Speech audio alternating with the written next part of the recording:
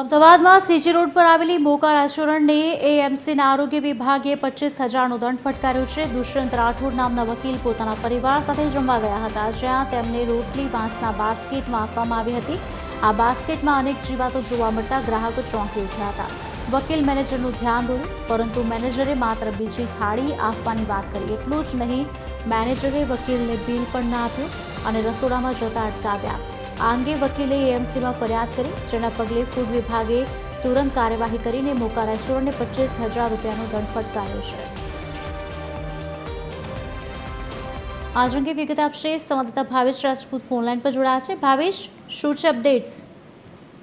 વાત કરવામાં આવે તો જે પ્રકારના વિડીયો સોશિયલ મીડિયા પર સામે આવ્યા હતા, જેમાં સીજી રોડ પર આવેલી મોકા રેસ્ટોરન્ટમાં એક એડવોકેટ પરિવાર સાથે જમવા ગયા અને જમતા વખતે રોટલી મંગાવતા બાસ્કેટમાંથી જીવાતો મળી આવી હતી, જેના વિડીયો તેમણે વાયરલ કર્યા હતા અને જે વિડીયોના આધારે કોર્પોરેશનને પણ જાણ કરવામાં આવી હતી। ત્યારે કોર્પોરેશન દ્વારા મોકા રેસ્ટોરન્ટને 25,000 રૂપિયાનો દંડ ફટકારવામાં આવ્યો છે અને આ સમગ્ર મામલે જે રીતે વિડીયો સામે આવ્યા છે તેને જોતા ફરી એકવાર જે મોંઘી અને વૈભવી હોટલો છે તેના સ્ટાફની કામગીરી સામે સવાલો ઉભા થયા છે। ખુશાલી જી, આભાર ભાવેશ।